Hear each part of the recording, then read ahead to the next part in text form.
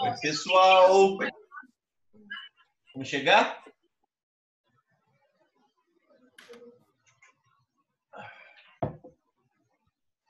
Bora, galera. Vamos, gente. Bom dia. O que vai fazer? Bom dia, Pedrinho. Certo? Bom dia, Duda. Oi, Pedrinho. Tá com frio, moleque? Tá, né? Aqui também. Aqui amanheceu super frio. Oi, Lucas. Bom dia. Saudade de vocês, gente. Perceberam? Eu tô num cenário novo, ó. Chama-se Problemas Técnicos. Tô na casa da minha mãe. Meu modem quebrou lá em Londrina. Lá na casa da minha mãe. Viajei. Eu tô na casa da minha mãe porque meu modem quebrou lá em casa. Oi, Gi! Giz, né? Oi, gente. Saudade de vocês. Lindezas. A Gi tá com cara de intelectual. Cara não, né? É uma intelectual. Amanda, tudo bom? Bom dia. Que legal ver vocês. Adoro quando vocês ligam as câmeras.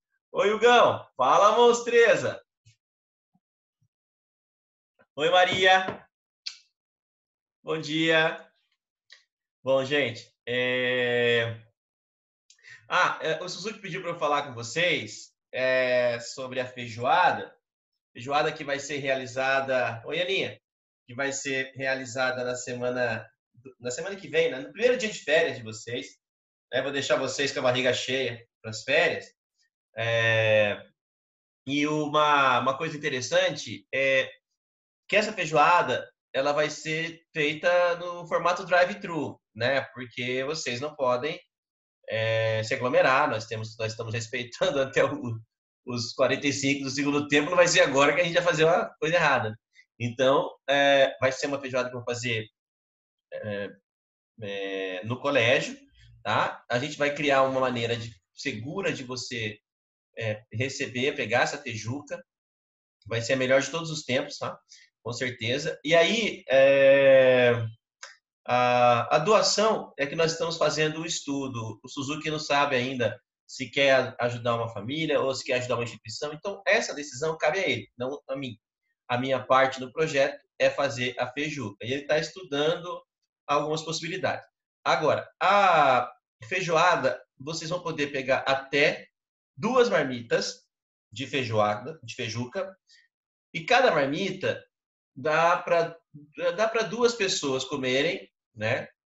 Bem, como eu, que como feito, né, um louco. Mas, por exemplo, uma pessoa come normal, pessoa que não é um dinossauro, um tiranossauro rex, aí 3 pessoas comem, tá? Para pessoas que não são tiranossauro rex. Agora, se você come normal, uma marmita dá para 3. Mas assim, pensa em uma para 2.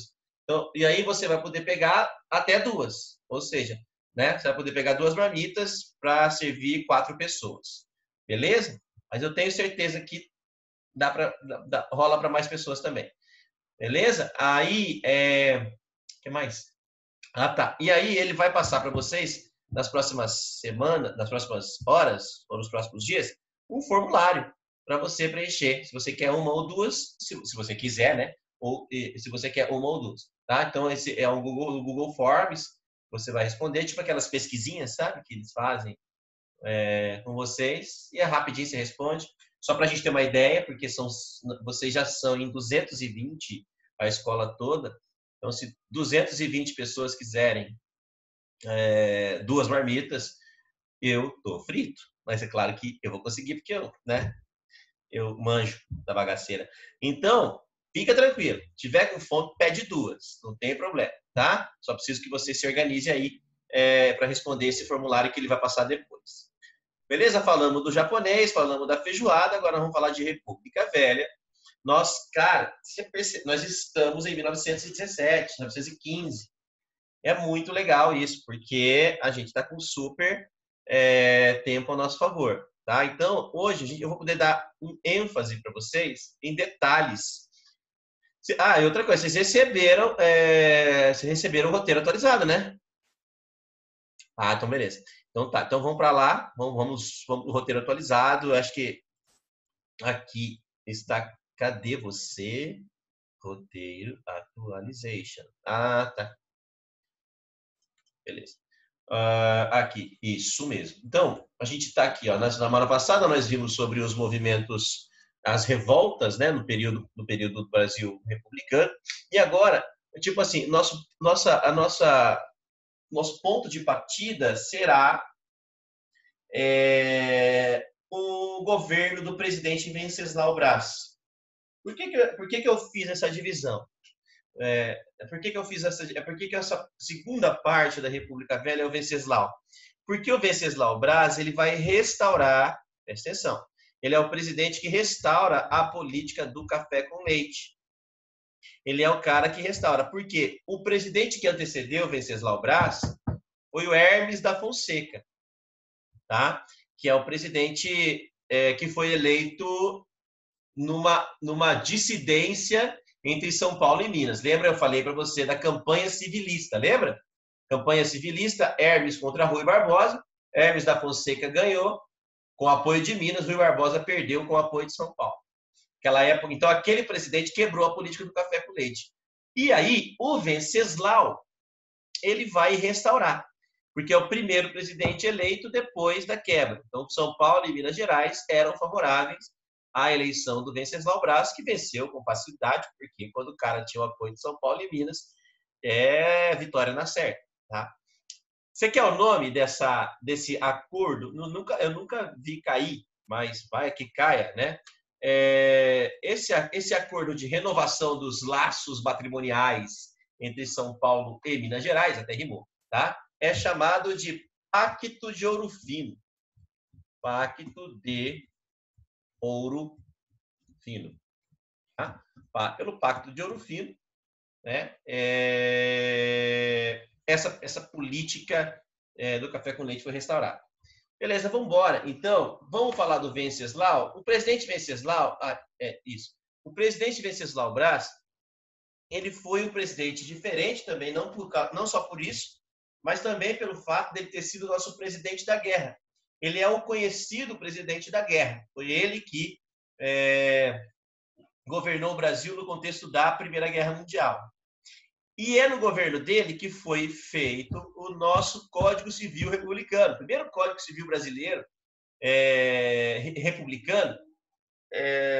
Esse código ele é muito mal interpretado na história, porque, primeiro, não mal interpretado, ele tem múltiplas interpretações. Porque, em alguns aspectos, é um código bastante liberal. Em outros aspectos, esse código ele reforça algumas instituições perversas na história do Brasil, que entre outras instituições, a instituição do patriarcalismo. Tá? É um código feito por um cara, ele foi pensado estrategicamente por um cara chamado Clovis Bevilacqua. Tá? Esse cara ele vai ser o grande elaborador desse Código Civil, que traz elementos importantes. Ele é um código que estabelece responsabilidades civis para todos os brasileiros. Esse ponto é importante, tá? É importante. Você é seu papel enquanto cidadão. Todo país decente precisa de um código civil, de comportamento civil, correto? Então, esse ponto é importante porque o Brasil está dando sinais de buscar uma organização social, estabelecendo e normatizando as responsabilidades civis brasileiras. Agora, esse é o ponto positivo, que é um objetivo normatizar. Agora, essa normatização acabou preservando algumas instituições importantes, importantes, mas ruins, que foram marcantes no período imperial e no período colonial, que é a sociedade patriarcal brasileira. Melhor do que eu falar, eu acho legal vocês darem uma olhada, por exemplo, vamos entrar no artigo, vamos entrar no código aqui comigo, ó. Eu vou entrar no código com vocês, só para vocês verem, eu queria que vocês prestassem atenção no artigo... deixa eu ver aqui, perdão. Deixa eu procurar aqui, calma aí. Novo compartilhamento, aqui. Nessa parte aqui, deixa eu achar primeiro. Aqui. Eu queria achar que achei. Espera aí, gente, eu estou achando aqui Código Civil, trovadorismo não, Portal da Câmara aqui. Eu tenho dificuldade para procurar um novo arquivo quando eu tenho um arquivo aberto, mas eu sempre consigo. Achei.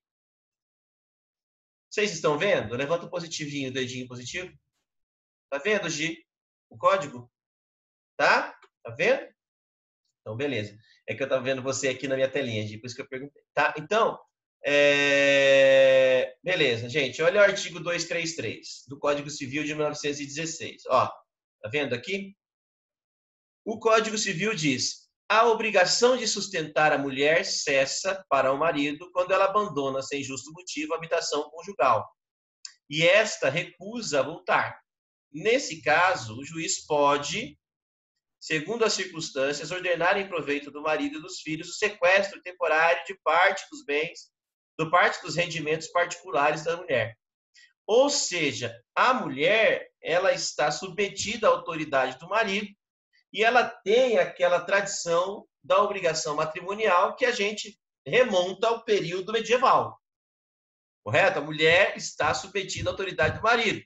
Esse é o 234. Esse aqui, na verdade, eu tinha que ter mostrado primeiro, é o artigo 233, me desculpe, eu mostrei primeiro o que eu queria mostrar em seguida. O artigo 233 diz o seguinte: o marido é o chefe da sociedade conjugal. Compete-lhe a representação legal da família, a administração dos bens comuns e dos particulares da mulher, que ao marido competir administrar em virtude do regime matrimonial adotado, ou de pacto antinupcial. O direito de fixar e mudar o domicílio da família. Então, se a família tiver que mudar de casa, a decisão é do marido. E o direito de autorizar a profissão da mulher e sua residência fora do teto conjugal. Olha isso. Então, se a mulher ela é enfermeira, ela vai ser enfermeira se o marido autorizar. Se a mulher é médica, ela vai ser médica se o marido autorizar. Tá? E o último aqui, ó. O marido, compete ao marido prover a manutenção da família, guardadas as disposições do artigo 277. Isso aqui é uma... outra coisa importante aqui, interessante, ó, artigo 231, ó, são deveres de ambos os cônjuges. Fidelidade recíproca, vida em comum no domicílio conjugal, é dever viver em comum na mesma casa, mútua assistência, sustento, guarda e educação dos filhos. Então, trata-se, é um artigo, por exemplo, que coloca a responsabilidade sobre a tutela dos nossos filhos. Entende? Então, por exemplo, isso é uma parte importante, que obriga o homem e a mulher a cuidarem dos seus filhos. Entende? Então, por exemplo, se você abandonar o seu filho, você comete um crime. Entende? Então, essa parte, existem elementos importantes desse código, mas, ao mesmo tempo, existem elementos que reforçam as antigas tradições brasileiras do período colonial e imperial. Beleza? Então, por isso, deixa eu voltar aqui, por isso que esse código ele foi visto por alguns como um importante código, porque ele normatiza responsabilidades civis, mas, ao mesmo tempo, ele foi visto por muitos como um código que reforça antigas tradições matrimoniais, antigas tradições patriarcais, que coloca a mulher como uma espécie de refém dentro do casamento. Não uma refém do marido, uma refém na hora de pensar numa profissão, é uma refém na hora de trabalhar. E lembrando, acho que essa parte mais importante, quando a gente nesse quesito do Código Civil, lembrando que primeiro vem o Código Civil, depois vem a cidadania da mulher. Compreende? O Código Civil ainda é num tempo em que a mulher nem sequer é considerada cidadã. Em 1916, as mulheres não podiam votar, meus amores. Entende? Então, primeiro veio o Código Civil, normatizando os papéis, e depois a mulher vai conseguir galgar espaço na sociedade, principalmente depois da República Velha com a Era Vargas. Beleza? Tem umas perguntas aqui, professor. Se o caso a mulher não viesse a se casar nunca, o que aconteceria? Essas leis não iriam valer. Tem algumas obrigações. Essa eu tratei da questão do matrimônio, mas as mulheres que não se casavam geralmente ficavam confinadas em casa, sob a tutela do quê? Do outro homem da vida dela. Quem era o outro homem da vida dela? O pai. Tá? Beleza?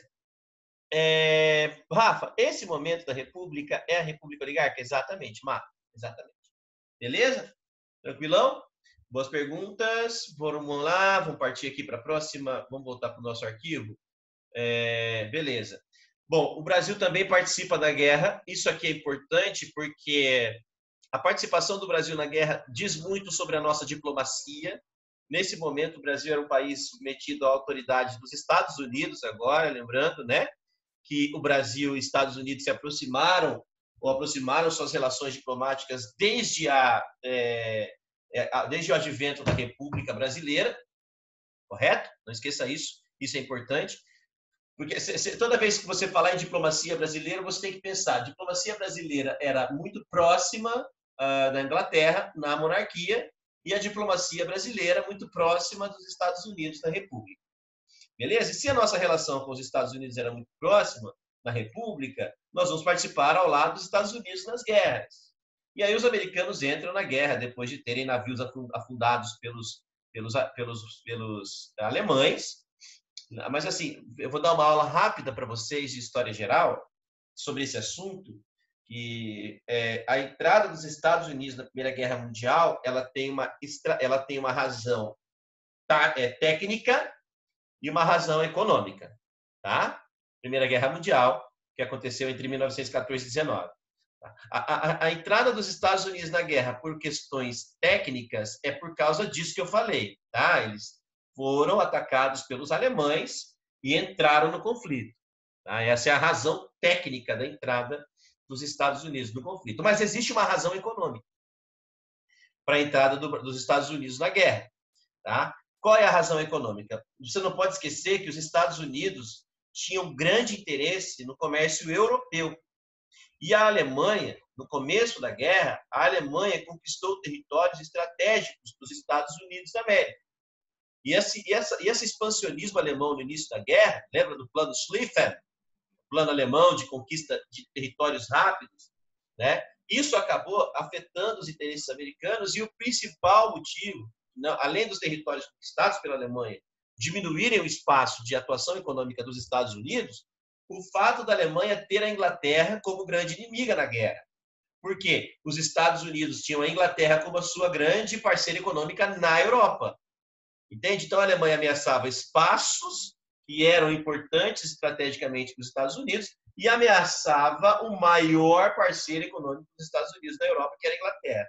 Por isso que a entrada dos Estados Unidos na guerra tem uma razão técnica estratégica e tem uma razão econômica.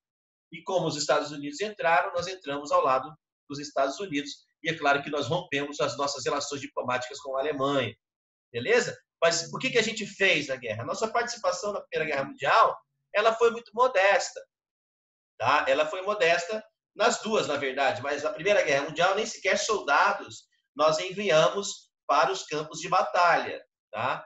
Na Primeira Guerra Mundial, a gente simplesmente participou da guerra fazendo um patrulhamento dos mares, certo? Que é uma função pequena para uma guerra. Nós participamos oferecendo médicos, oferecemos enfermeiras, oferecemos medicamentos, mas nada de grande importância. Tudo bem? Beleza? Então, essas funções do Brasil na guerra, basicamente essa, que eu vou repetir para você. Nós patrulhamos os mares, tá?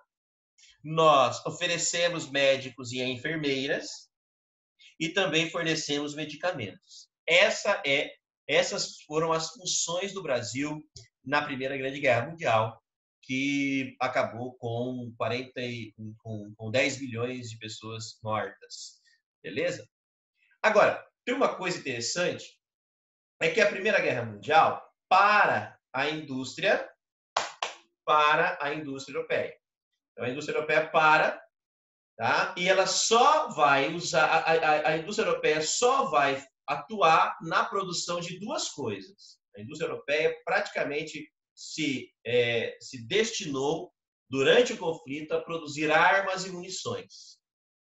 correto? Então, os outros produtos industrializados, eles pararam de produzir. E aí o Brasil vai começar a produzir. E por quê? Por que nós temos uma indústria incipiente no Brasil aí? Um surto industrialista? Porque o Brasil vai atuar na produção de gêneros de substituição daqueles que outrora eram importados da Europa. Então, nós vamos começar a importar, né, a produzir o que antes a gente importava da Europa. É claro que não é tudo, porque nós não tínhamos condições de produzir tudo que os europeus produziam. Mas alguns produtos serão substituídos, as suas importações serão substituídas e nós vamos produzi-los aqui dentro. Então, a causa é, claro, a causa da nossa indústria de substituição seria o fato da indústria europeia ter parado de produzir em virtude da Grande Guerra Mundial, da Primeira Grande Guerra Mundial. É nós ou não? Beleza? Aí, galera, não podemos esquecer também que essa época da guerra do presidente Venceslau foi uma época muito difícil para a população brasileira, porque nós passamos por um momento muito difícil, não só pelo conflito, mas também pelo fato da expansão da gripe espanhola, que chegou ao Brasil no mês de dezembro de 1918 e matou muita gente mesmo. Eu estou falando para você o seguinte, ó, eu estou falando para você que se você fosse de uma família, se você morasse em São Paulo ou morasse no Rio de Janeiro, em 1918 para 19, certamente alguém da sua família morreria. Pelo menos um da sua família morreria. A gripe espanhola levou pelo menos uma pessoa de cada família brasileira que morasse ali em São Paulo, Rio de Janeiro e até Minas Gerais. Tá? Então, eu estou falando para você de algo em torno de 35 a 50 mil mortos nesse surto. Nós estamos passando... Eu lembro que eu enfatizei para vocês a importância de se conhecer a gripe espanhola. Vocês vão ser questionados sobre ela. É importante você conhecer e dominar esse assunto, tá? Porque, por razões óbvias, nós estamos vivendo a maior pandemia que a gente já viu na história desde a gripe espanhola. Parece que ontem nós chegamos ao número de 67 mil mortos. Estamos nos aproximando dos 70 mil mortos no Brasil em virtude do Covid-19. Então, a gripe espanhola matou, e matou rápido, o que assustou ainda mais. Tanto que eu mandei um artigo para vocês, não sei se vocês se lembram, vocês chegaram a ler o artigo que eu mandei para o Suzuki te encaminhar sobre o Carnaval no Rio de Janeiro, de 1919? Então, a gripe espanhola foi exatamente, ela vai matar de dezembro a janeiro, né? De dezembro de 18 a janeiro de 19. Aí, em fevereiro de 19, tem Carnaval e a galera começa a sair de casa para comemorar a sobrevivência. Um Carnaval para se celebrar nós sobrevivemos ao vírus.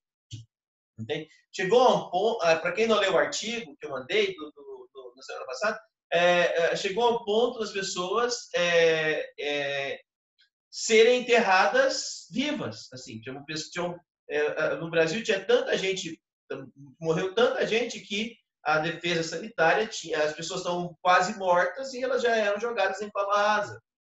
Entende? Não tinha médico, não tinha enfermeira suficiente, não tinha hospitais suficientes, não tinha leite suficiente. Mais ou menos a mesma realidade que nós estamos vivendo em algumas regiões do Brasil aqui hoje. Tá? Então, a gripe espanhola provoca um medo enorme nas pessoas. O medo da morte é uma realidade do Brasil no ano de 1929. Para você ter uma ideia, que essa gripe ela foi tão severa que ela não poupou ninguém. Até mesmo o presidente eleito, que seria presidente do Brasil pela segunda vez, Rodrigues Alves, morreu de gripe espanhola. O presidente Rodrigues Alves, que já tinha sido presidente do Brasil no começo do século XX, acabou falecendo em virtude da gripe espanhola, que além de matar o presidente Rodrigues Alves, matou outras celebridades brasileiras importantes, como a educadora Anália Franco, por exemplo, que na época era uma mulher fantástica, assim, super dedicada à educação no Brasil e tal. Morreram várias pessoas de gripe espanhola no Brasil. Entre 35 e 50 mil vidas foram perdidas pela gripe espanhola. Lembrando que a população do Brasil era bem menor nessa época, ou seja, o número de mortos era um pouco mais substancial do que você imagina hoje, tá? Beleza? Show de bola? Então, beleza. Aí, gente, como eu estou falando para você que a indústria brasileira cresceu bastante nessa época, vai crescer também o movimento operário. Por quê? Porque os trabalhadores brasileiros que serão submetidos a trabalhos nas fábricas do Brasil, esses trabalhadores vão chegar aqui, vão trabalhar nessas fábricas e vão encontrar uma situação de grande adversidade, de muita dificuldade. E você não pode esquecer também que os trabalhadores brasileiros eles têm um perfil diferente. Muitos desses trabalhadores são imigrantes que vêm da Europa, fugindo da guerra, para trabalhar nas fábricas brasileiras. Só que quando o cara sai da Europa, ele sai com uma consciência ou uma cabeça de europeu. E na Europa, algumas conquistas sociais, trabalhistas, já tinham sido alcançadas. Tá? Agora, quando ele chega no Brasil, ele encontra uma realidade muito parecida com a realidade da Inglaterra pré-Revolução Industrial. Ele chega e vê o Brasil tal como a Inglaterra estava no contexto da Revolução Industrial. Ou seja, esses imigrantes se encontram aqui, no Brasil, uma atmosfera muito propícia para a defesa dos interesses da classe trabalhadora. Só tem um detalhe que você não pode esquecer.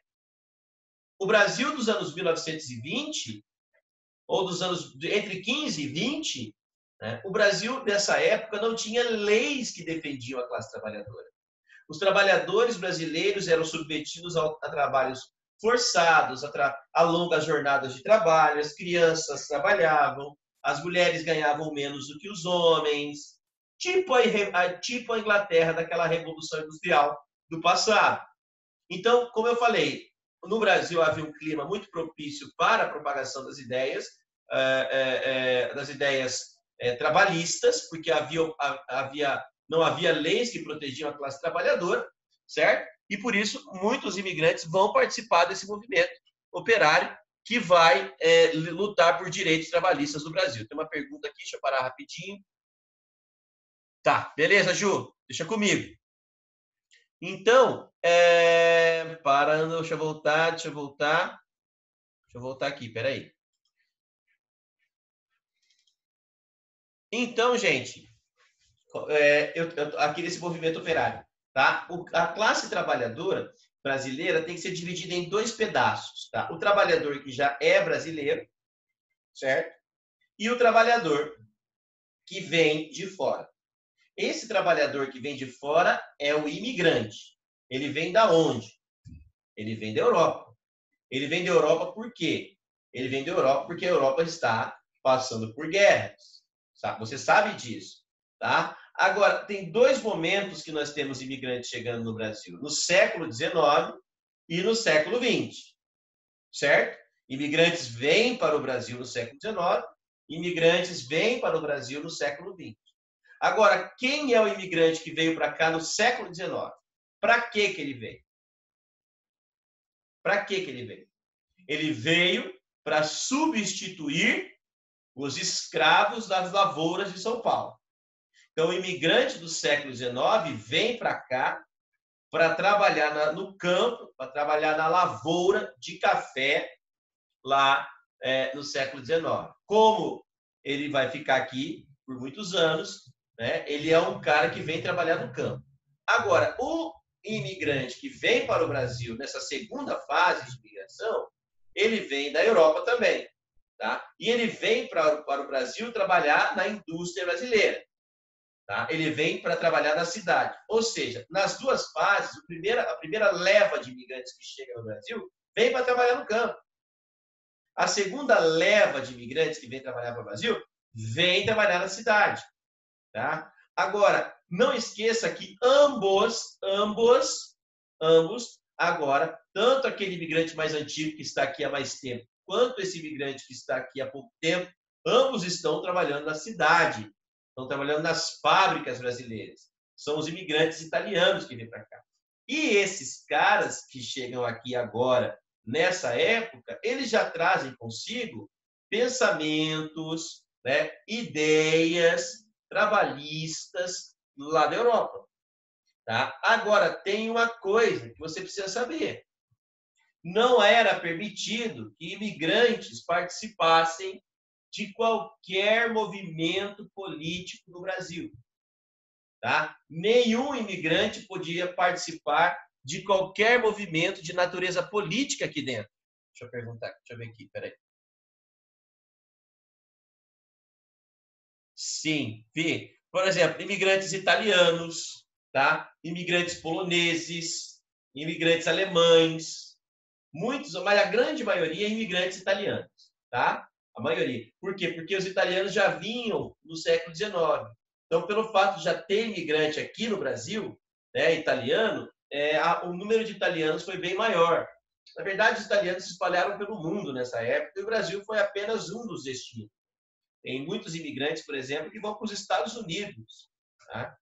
Nessa época, e outras regiões da América. Beleza? Mais uma perguntinha? Sim. Sim, Maria Clara, excelente. A causa dos imigrantes italianos é a unificação da Itália? Sim, assim como a causa dos imigrantes alemães é a unificação da Alemanha. Show de bola, garota. Show de bola. Maravilha.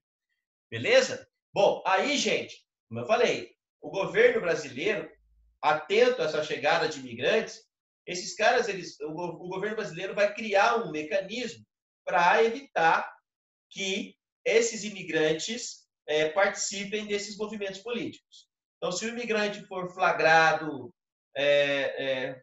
em uma manifestação trabalhista, se o imigrante for flagrado em uma reunião de um partido político, se o imigrante for flagrado conversando ou fazendo alguma ação de natureza política, ele será expulso do Brasil.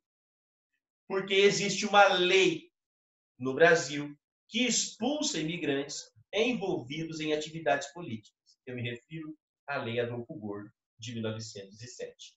A lei, agora eu vou falar para você. A Lei Adolfo Gordo, para você que está anotando, a Lei Adolfo Gordo foi um instrumento criado pelo governo brasileiro para coibir a ação política dos imigrantes. Foi um instrumento criado pelo governo brasileiro para coibir a participação de imigrantes em movimentos de natureza política. É claro que a Lei Adolfo Gordo ela vai inibir a participação dos imigrantes nas atividades políticas. Mas é claro que muitos imigrantes vão desrespeitar essa lei e vão agir na clandestinidade. Com certeza eles vão agir na clandestinidade. Por quê? Porque as condições de trabalho no Brasil, nas fábricas brasileiras, eram muito ruins, galera. Eu já disse, coloca aí no seu caderno, as condições de trabalho nas fábricas eram péssimas. Vamos colocar: 1. Altas jornadas de trabalho. 2. Péssimos salários. 3. Trabalho infantil. 4. Diferenças salariais entre homens e mulheres. Basicamente isso. Jornadas muito longas, salários muito baixos, crianças trabalhando, mulheres ganhando menos. Jornadas muito longas, salários muito baixos, crianças trabalhando e mulheres ganhando menos. Esse é o grande problema. E não existe lei que proteja a classe trabalhadora, porque as leis só vão surgir lá na frente, na época do Getúlio. E aí, surge no Brasil o chamado movimento anarco-sindicalista. A palavra você já entendeu, né? Anarco-sindicalismo. Seria o quê? A aplicação das ideias anarquistas. E o que são as ideias anarquistas? São ideias importadas da Europa. Adivinha quem traz? Os imigrantes. Então, o que acontece? O pensamento anarquista, que defende a classe trabalhadora e propõe uma sociedade igualitária, sem diferenças, o pensamento anarquista vai ser aplicado no Brasil. E a ação anarquista para defender os trabalhadores, né, seria por meio da atuação sindical, porque o sindicato é uma instituição que defende os interesses da classe trabalhadora. Entendeu? Então, as ideias anarquistas de defesa dos interesses da classe trabalhadora, tá? Aí onde o movimento anarquista defendia o fim do Estado e a criação de uma espécie de sociedade autogestora. Aí isso aí você estuda isso lá com a galera da sociologia, não precisa entrar nesse detalhe, provavelmente você já ouviu, né? Alguém falar sobre isso. Então, o movimento anarquista, que defende a supressão do Estado e a supressão das desigualdades, acredita que a sua luta perpassa pelo movimento sindical. Então, pela atuação sindical, é por meio dos sindicatos que nós vamos conseguir galgar espaço e nós vamos conseguir alcançar os nossos objetivos. Então, aí os caras usam a expressão anarco-sindicalismo. O anarquismo por meio da ação sindical para conquistar os direitos trabalhistas que até então não foram conquistados no Brasil. Qual é a grande influência externa? Qual é o grande exemplo para esse movimento no Brasil? Pelo menos qual é o exemplo que ele segue? A influência externa vem da Europa, dos movimentos socialistas europeus, até, isso no século XIX, até o grande exemplo supostamente de vitória da classe trabalhadora na Europa, que foi a Revolução Russa de 1917. Então, esse movimento tem uma influência externa, o movimento anarco-sindicalista brasileiro tem uma influência externa, porque ele busca elementos das teorias socialistas lá do século XIX, certo? E, ao mesmo tempo, tem um fato histórico que estimula o movimento aqui no Brasil, que seria o fato da Revolução Russa ter sido conquistada, né, pela classe trabalhadora por meio dos sindicatos. Como que foi? Como é que eram chamados os sindicatos lá na época da Revolução? Soviets. Lembra? Lembra que foram os soviets, que eram conselhos de trabalhadores, que haviam feito a Revolução lá na União Soviética. Beleza? O maior exemplo de organização do movimento trabalhista brasileiro em 1917 foi a greve geral. A primeira grande greve geral da história do Brasil. Né? Que não foi tão grande assim. E nem foi tão geral assim. Tá? Foi basicamente em São Paulo e Rio de Janeiro, tá? Onde trabalhadores em São Paulo e Rio de Janeiro pararam. Correto? Agora, qual é a grande questão? Por que eles fizeram greve?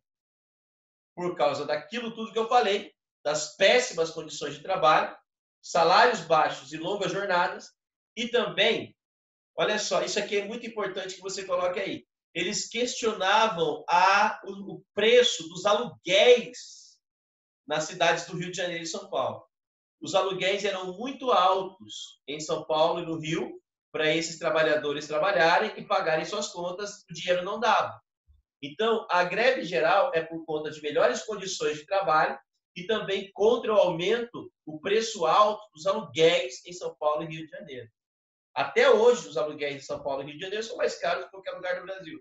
Tá? Então, não esqueça isso. A greve geral é a primeira organização, é o primeiro movimento, a primeira ação do movimento trabalhista brasileiro na defesa dos seus interesses. Tá? Deixa eu ver se tem uma perguntinha aqui, parece. Deixa eu dar uma olhadinha, piscou aqui.